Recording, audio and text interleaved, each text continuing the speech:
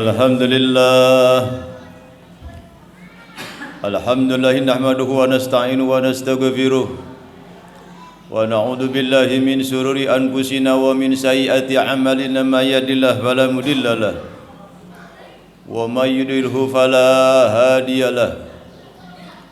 Asyhadu an la ilaha illallah wahdahu la syarikalah wa asyhadu anna sayyidana Muhammadan abduhu wa rasuluhu wa la nabiyya ba'dah.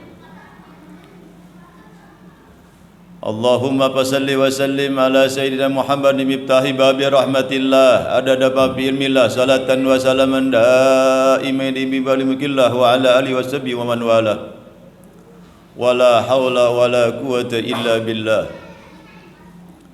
Amma ba'du fa ya ayuhan nas inni usikum wa nafsi bitaqwallah faqad fazal muttaqun. Ittaqullah haqqa tuqatih wa la tamutunna illa wa antum muslimun. Saudara-saudara sidang Jumat yang berbahagia, pertama-tama marilah kita panjatkan puja serta puji kehadirat Allah Subhanahu wa taala yang bahwasanya pada kesempatan ini kita masih dikurniakan oleh Allah Subhanahu wa taala bermacam-macam nikmat karunia hidayah serta inayahnya, sehingga kita bisa melaksanakan akan kewajiban kita, yakni salat Jumat berjamaah. Mudah-mudahan ibadah kita diterima di sisi Allah Subhanahu wa taala. Amin ya rabbal alamin. Salawat teriring salam tak lupa pula marilah kita sanjungkan kehariban kita, yakni Nabiuna wa Syafi'ina wa Maulana Muhammadin sallallahu alaihi wasallam, keluarga, sahabat serta tabi'at pecinta umat Rasulullah sallallahu alaihi wasallam. Hadirin sidang Jumat yang berbahagia, saya berwasiat untuk saya pribadi dan hadirin untuk selalu bertakwa kepada Allah Subhanahu wa taala. Takwa dalam arti selalu menjalankan akan perintah-perintahnya dan menjauhi tentang larangan-larangannya. Juga takwa yang menumbuhkan di dalam kepribadian kita untuk menuntut dan membina baik diri kita, baik keluarga kita, anak kita, dan baik halayak ramai, untuk selalu kita bertakwa kepada Allah Subhanahu wa taala. Maka barang siapa yang selalu bertakwa kepada Allah Subhanahu wa taala, membina dirinya, membina kampungnya untuk bertakwa kepada Allah Subhanahu wa taala, niscaya Allah akan turunkan rahmat dan keberkahan kepada kampung tersebut. Allah Subhanahu wa taala berfirman, walau anna ahlal qura amanu wattaqau lafatahna alaihim barakatun minas sama wal ard. Andai kata kalau penduduk kampung beriman dan bertakwa kepada Allah Subhanahu wa taala, niscaya Allah akan limpahkan rahmat, Allah akan limpahkan keberkahan baik di langit dan di bumi.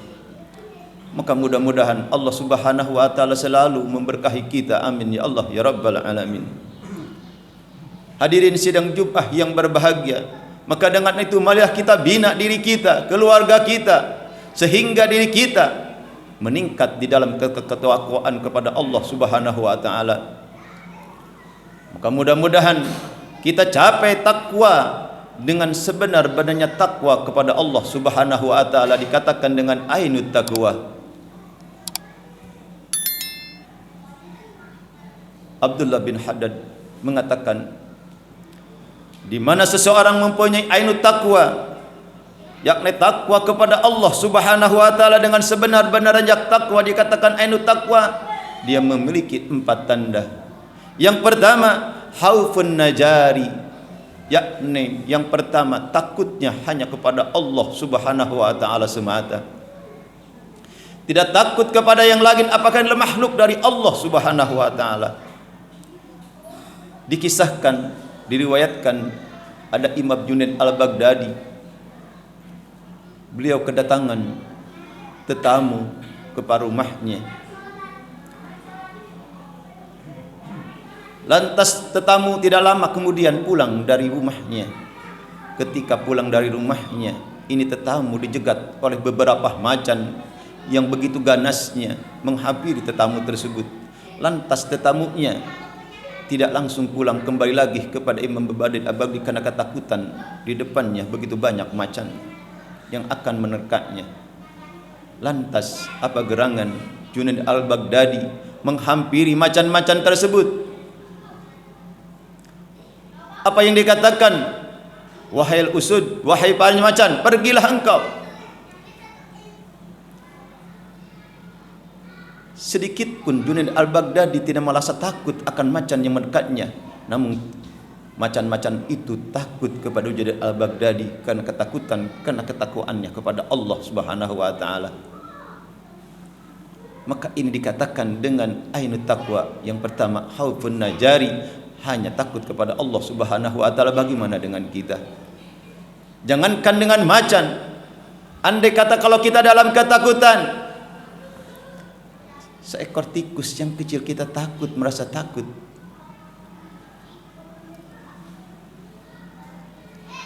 Yang kedua, kata Abdul Haddad, seseorang yang mempunyai ainut taqwa, yakni wa amila bitanjil, seseorang mengamalkan apa yang diperintahkan, yang diturunkan oleh Allah Subhanahu wa taala. Apa tanjil ini? Yakni kakne kepada umat dari baginda Nabi Muhammad sallallahu alaihi wasallam, yakni Al-Qur'an.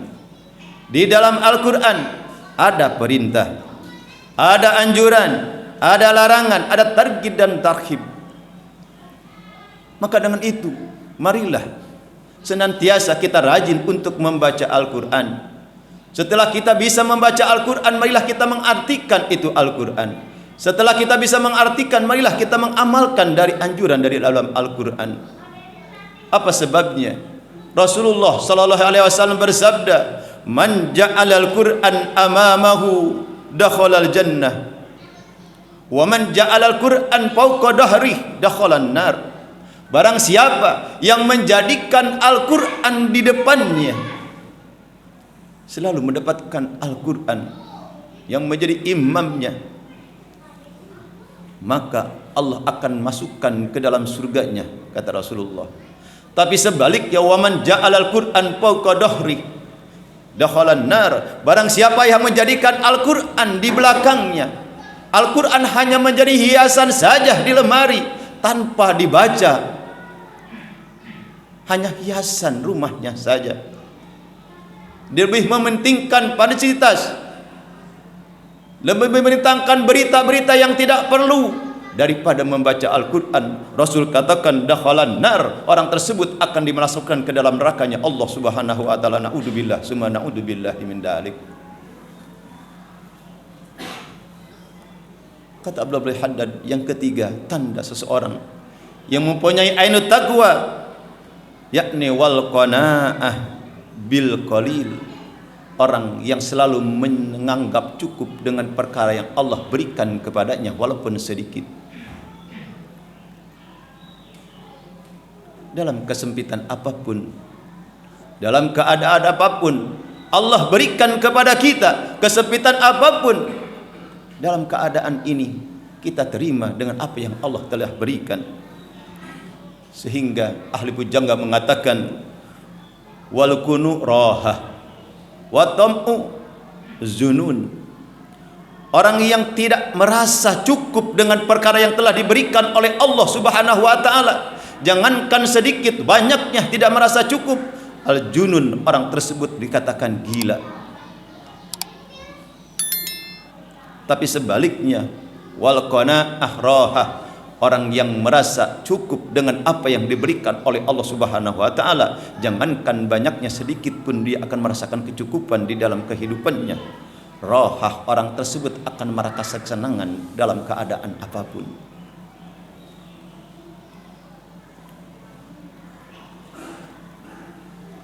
Yang terakhir, Abdullah bin Haddad mengatakan, orang yang mempunyai ainut taqwa, yakni al-isti'dad fi yarumir rahil, orang yang selalu mempersiapkan dirinya untuk kembali ke pangkuan Allah Subhanahu wa taala.